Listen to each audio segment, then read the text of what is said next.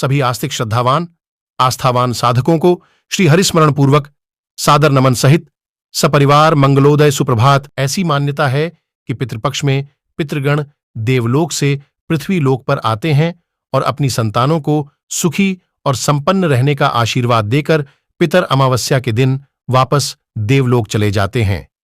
पूर्णिमा से अमावस्या की अवधि को पितृपक्ष कहते हैं।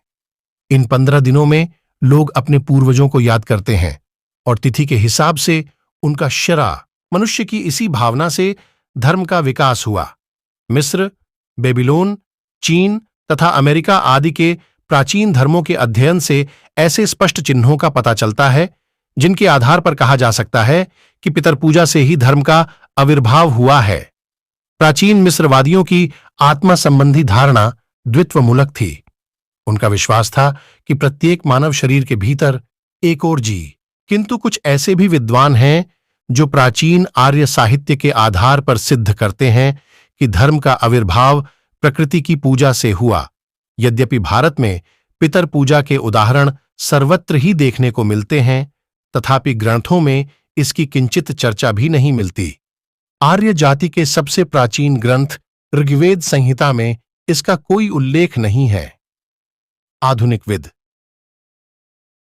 घर में कौन पितरों का श्राद्ध कर सकता है?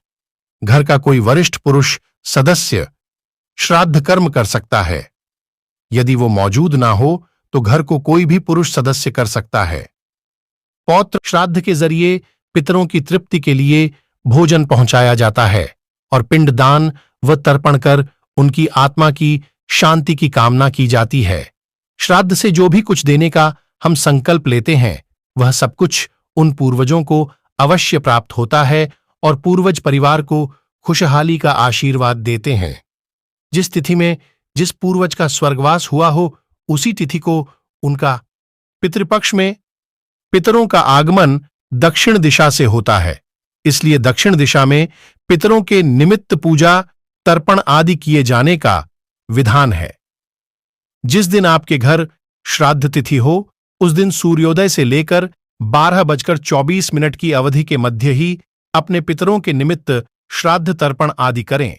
सनातन परंपरा में जिस कौए को यमराज का प्रतीक माना जाता है और जिससे तमाम प्रकार के शुभ अशुभ संकेत जुड़े हुए होते हैं, उसका पितृपक्ष में बहुत महत्व होता है। पितरों के लिए किए जाने वाले श्राद्ध में कौए के लिए विशेष रूप से ग्रास निकाला जाता है, जिसे काकबली कहते हैं।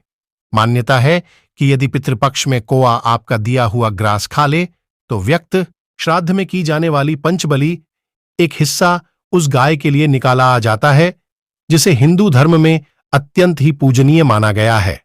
मान्यता है कि गाय में 23 कोटि देवता निवास करते हैं, जिसकी पूजा एवं सेवा करने से व्यक्ति को सभी प्रकार के सुख प्राप्त होते हैं।